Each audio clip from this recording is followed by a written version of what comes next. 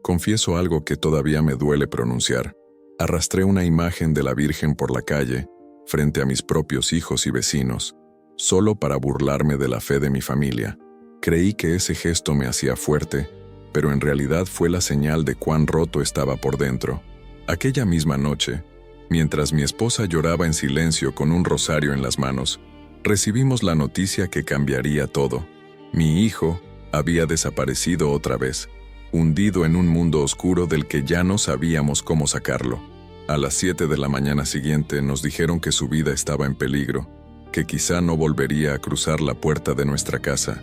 Yo había humillado la fe de los míos, hasta que esa misma puerta sonó, y quien estaba del otro lado me obligó a caer de rodillas.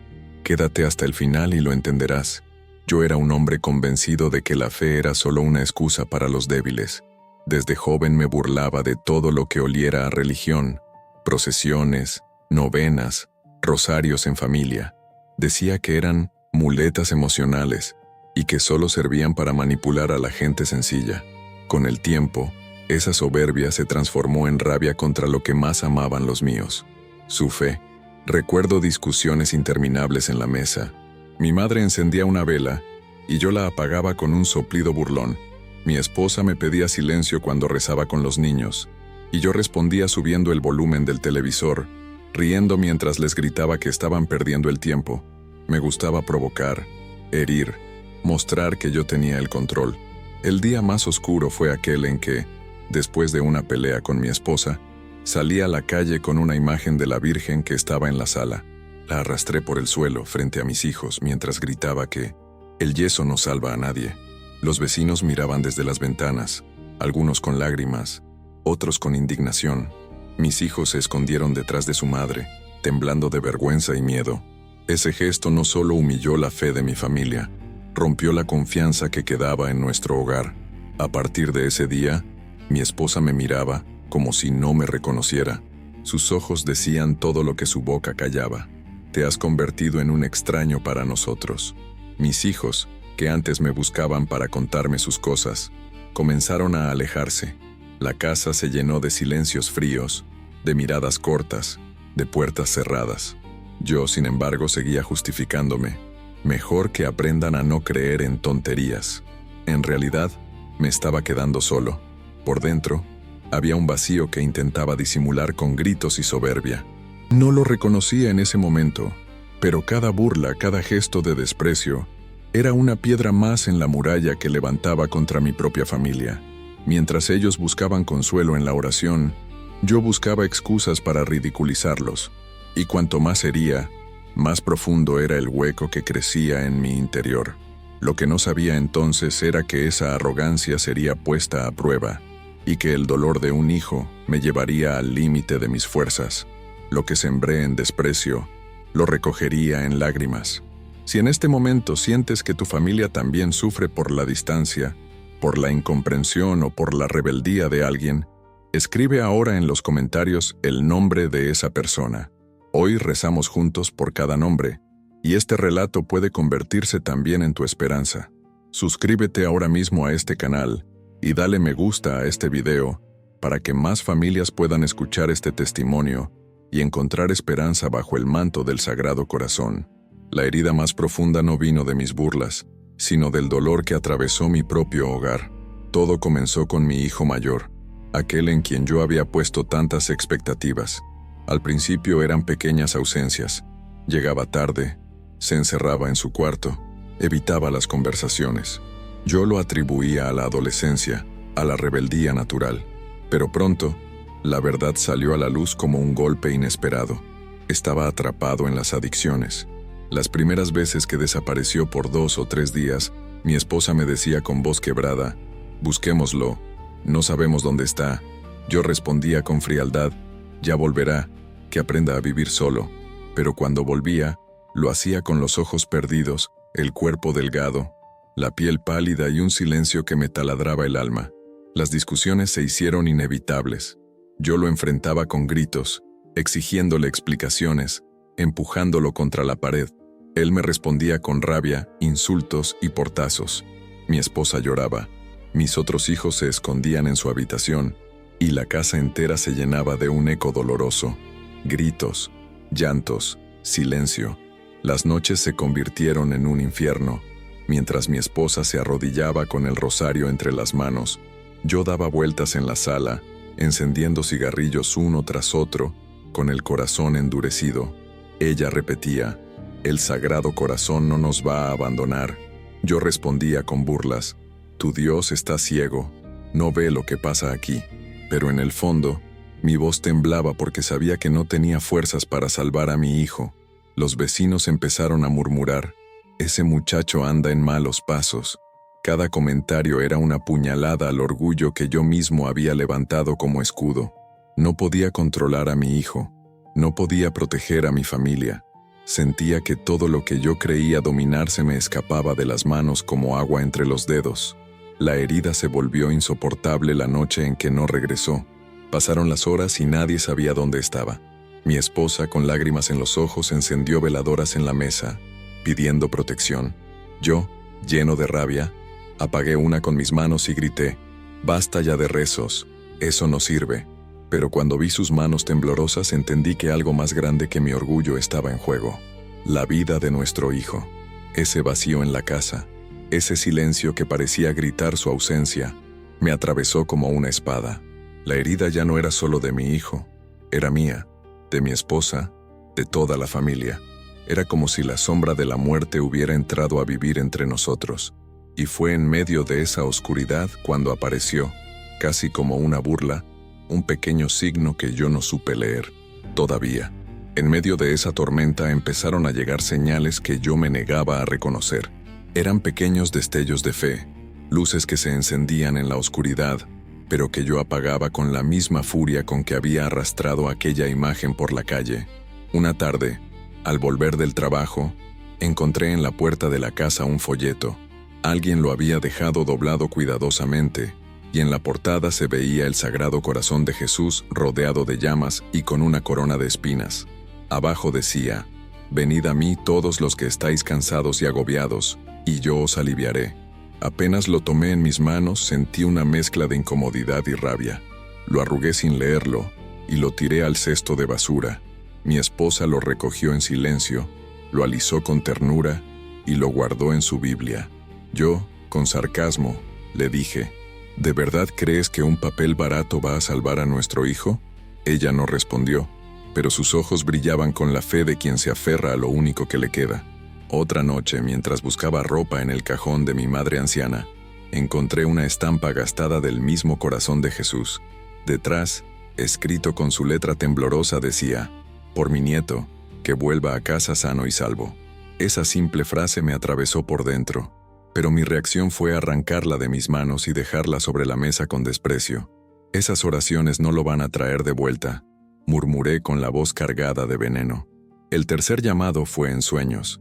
Soñé con un corazón rodeado de luz, latiendo intensamente, y una voz que me decía: «Todavía hay tiempo, pero escucha».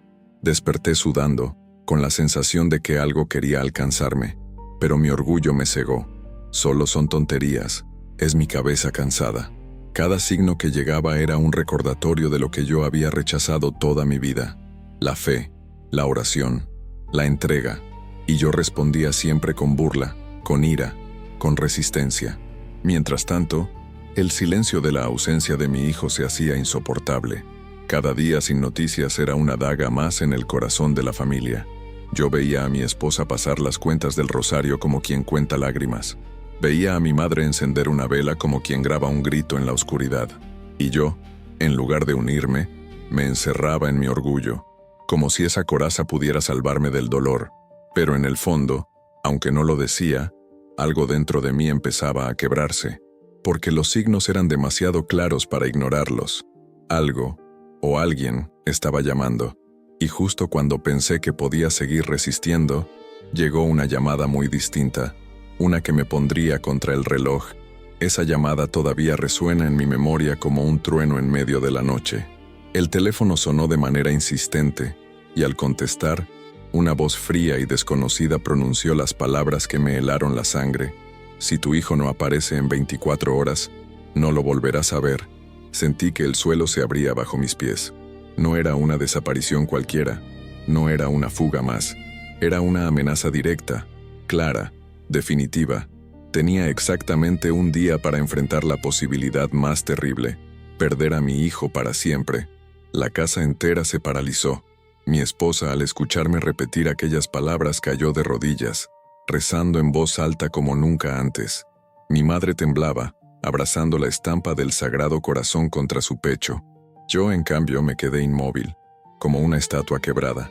Todo el orgullo, toda la soberbia con que había gritado contra la fe, se volvió inútil frente a ese reloj invisible que ya había comenzado a correr. Cada hora parecía una eternidad. Caminaba de un lado a otro, encendiendo y apagando luces, fumando sin parar, mirando el reloj como quien espera una sentencia. La madrugada me encontró con las manos temblorosas, incapaz de controlar mis pensamientos. Y en medio de esa angustia insoportable, allí sobre la mesa, volvió a aparecer aquel folleto del Sagrado Corazón que yo había tirado a la basura, como si alguien lo hubiera colocado de nuevo frente a mí. Lo miré con rabia, pero también con miedo, porque sabía que las siguientes horas decidirían si lo volvía a perder todo, o si por primera vez debía rendirme ante aquel a quien había despreciado. La noche más larga de mi vida fue aquella. El reloj seguía avanzando como una amenaza constante, marcando cada minuto que me acercaba a la posibilidad de perder a mi hijo para siempre. Había gritado, había fumado, había golpeado la mesa con rabia, pero nada aliviaba el peso en mi pecho.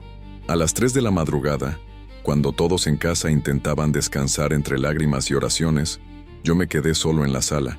El silencio era tan denso que podía escucharse mi respiración agitada, y ahí, sobre la mesa, volvió a estar ese folleto del Sagrado Corazón que me había negado a leer. Lo tomé en mis manos, y por primera vez no lo arrugué ni lo arrojé. Lo abrí con miedo, como quien abre un mensaje que puede cambiarlo todo. Las palabras parecían escritas solo para mí. Consagra tu hogar y tus hijos a mi corazón, y encontrarás paz. Sentí que mis fuerzas se quebraban. Caí de rodillas en el suelo, con la frente apoyada contra la madera fría, y sin darme cuenta comencé a hablar en voz alta.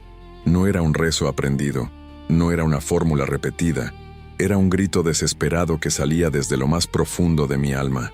No sé si eres real, no sé si me escuchas. He sido un necio, he humillado lo más sagrado frente a los míos, pero si en verdad existes, si tu corazón late por nosotros, te entrego la vida de mi hijo. Haz con él lo que yo no he sabido hacer. No permitas que se pierda. Las lágrimas, que tantas veces había reprimido, comenzaron a rodar por mi rostro. Sentí una paz extraña, como si ese acto de rendición hubiera abierto una puerta que siempre me había negado. En ese momento no había orgullo, no había excusas, no había burlas. Solo un padre desesperado entregando a su hijo a un amor que no entendía, pero que intuía más fuerte que cualquier oscuridad. Me quedé ahí, en silencio, con el rosario que mi esposa había dejado sobre la mesa entre las manos. No sabía cómo rezar, pero repetía en mi corazón: Sagrado Corazón de Jesús, en ti confío. Y mientras las primeras luces del amanecer comenzaban a entrar por la ventana, algo dentro de mí había cambiado. No lo podía explicar, pero por primera vez en años sentí que ya no estaba solo. Si tú también tienes un hijo, un nieto o un familiar que necesita volver a casa, escribe ahora mismo su nombre en los comentarios. Este relato se convierte en oración cuando juntos levantamos cada nombre al Sagrado Corazón de Jesús.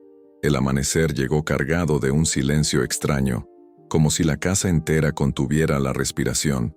Yo aún estaba de rodillas cuando escuché un golpe seco en la puerta. Por un instante pensé que era mi imaginación, pero el llamado se repitió, esta vez más fuerte. Me levanté con el corazón latiendo desbocado y abrí. Allí estaba él, mi hijo, con el rostro cansado, la ropa sucia, los ojos llenos de lágrimas. Apenas lo vi, sentí que el mundo se detenía. Se abrazó a mí con una fuerza que nunca antes había sentido y susurró entre sollozos: «Papá, ayúdame. No quiero seguir así. Llévame a un lugar donde pueda cambiar». Las palabras que tantas veces había soñado escuchar salieron de su boca como un milagro. En ese instante, mi esposa y mi madre corrieron hacia la puerta. Nos abrazamos los tres alrededor de él, y el llanto se convirtió en un clamor de gratitud. Horas después, en el hospital, el capellán nos recibió. Tras escuchar a mi hijo pedir ingreso voluntario, me miró fijamente y dijo con voz serena: «Hoy he sido testigo de un corazón que regresa a la vida. No tengas miedo». Lo que parecía imposible, ya comenzó a transformarse. Los médicos confirmaron que, aunque su estado era delicado, había dado un paso decisivo. El muchacho que todos temíamos perder estaba ahí, pidiendo ayuda con su propia voz. No entendía cómo había sucedido. Solo sabía que, después de mi rendición, algo cambió en el cielo y en la tierra. Lo que parecía perdido había vuelto a tocar nuestra puerta. Pero mientras mi hijo iniciaba su camino de recuperación, quedaba pendiente otra herida, la que yo mismo había abierto frente a mi familia y a toda la comunidad. El regreso de mi hijo fue un milagro que nadie en casa podía negar, pero junto con la alegría vino una verdad dolorosa. Yo había herido profundamente no solo a mi familia, sino también a toda la comunidad que había presenciado mi soberbia. Esa imagen que arrastré por la calle no era solo un objeto. Para mis vecinos, para mi madre, para mi esposa y mis hijos, había sido un símbolo de fe y esperanza, y yo lo había convertido en motivo de escándalo. Una semana después del milagro, cuando mi hijo ya estaba en tratamiento, sentí la necesidad de reparar. No bastaba con haberme rendido en la intimidad ni con haber visto la respuesta de Dios. Tenía que dar un paso público, tan visible como lo fue mi ofensa. Una tarde, tomé la misma imagen que había humillado. La limpié con mis propias manos, quitando el polvo y las marcas del suelo. Mi esposa me observaba en silencio, con lágrimas contenidas, como esperando confirmar si aquel gesto era real. Mi madre, al ver lo que hacía, susurró apenas audible: «Por fin entendiste, hijo». Con la imagen entre mis brazos, salí a la calle. Algunos vecinos estaban en la acera, otros miraban desde las ventanas. Yo avancé lentamente, con el corazón golpeando en el pecho, hasta detenerme justo en el mismo lugar donde la había arrastrado. Me arrodillé. El suelo estaba frío y áspero bajo mis rodillas, pero nada dolía tanto como la vergüenza de recordar lo que había hecho. Levanté la voz, no con gritos de burla como antes, sino con un temblor que nacía en lo más hondo. «Quiero pedir perdón. Perdón a Dios, a mi esposa, a mis hijos, a mi madre y a ustedes, mis vecinos. Fui un necio, un orgulloso, un hombre que no entendía el valor de la fe. Hoy reconozco que fue esa fe la que desprecié, la que salvó a mi hijo. Les suplico que me perdonen». El silencio duró unos segundos que parecieron eternos. Luego, escuché el llanto de mi esposa, que se acercó y me abrazó de rodillas. Mis hijos se unieron, y detrás de ellos una vecina comenzó a rezar en voz alta: «Ave María, llena eres de gracia». Pronto, otras voces se sumaron, y la calle entera se convirtió en una oración viva. Yo lloraba sin control. No podía levantarme. Sentía que aquel momento era un bautismo nuevo, un renacer. La comunidad que había sido testigo de mi soberbia ahora presenciaba mi humillación, pero también mi conversión. Esa tarde entendí que la fe no es un asunto privado. Cuando uno hiere en público, debe reparar en público. Y esa reparación, aunque me costó lágrimas y vergüenza, fue el puente para recuperar lo que había perdido. Los días siguientes, muchos vecinos se acercaron a darme la mano. Algunos me dijeron: «Lo que hiciste nos dio esperanza, porque si Dios pudo cambiar tu corazón, también puede cambiar el de cualquiera de nosotros». Otros, simplemente, me abrazaron en silencio. El lazo con mi familia también comenzó a sanar. Mis hijos, que me habían mirado con miedo, ahora me buscaban otra vez. Mi esposa, que había callado tanto tiempo, me habló con ternura renovada. Y mi madre, que había rezado tantas noches por mi conversión, me bendijo con la señal de la cruz en la frente.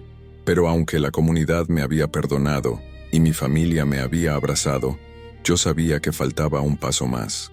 No podía quedarme solo en el gesto externo. Debía sellar ese cambio con un compromiso verdadero, con una nueva vida que se sostuviera día tras día. Y así, en el silencio de mi hogar, nació la decisión que transformaría nuestra rutina para siempre. Desde aquel día nuestra casa nunca volvió a ser la misma. La imagen que una vez arrastré con desprecio, ahora ocupa el lugar central en la sala, rodeada de velas encendidas y del murmullo constante de nuestras oraciones. Cada noche, antes de dormir, nos reunimos frente al Sagrado Corazón. Mi hijo, todavía en tratamiento, se sienta con nosotros y con voz temblorosa pero firme, repite las palabras que se han vuelto el latido de nuestro hogar. Sagrado Corazón de Jesús, en ti confío. Yo, que antes gritaba contra la fe, hoy conduzco a mi familia en un rezo sencillo. Tomo sus manos, las aprieto con fuerza, y juntos entregamos nuestras vidas a aquel que nos devolvió la esperanza. Permíteme guiarte ahora en una breve oración.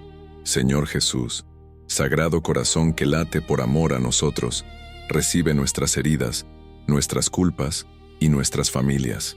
Te consagramos cada nombre escrito en los comentarios, cada hijo perdido, cada hogar en crisis. Sana lo que está roto, devuelve la paz a quienes hoy claman por ayuda. Bajo tu manto encontramos refugio. Amén. Las lágrimas ya no son de desesperación, sino de agradecimiento, porque entendí que el verdadero milagro no fue solo recuperar a mi hijo, sino también recuperar la fe que había despreciado. Si este testimonio tocó tu corazón, suscríbete ahora mismo a este canal, dale me gusta a este video y comparte el nombre de la persona por la que quieres pedir en los comentarios. Cada nombre será parte de nuestra oración esta semana. No te vayas sin dejar tu intención. Juntos somos una familia bajo el corazón de Jesús.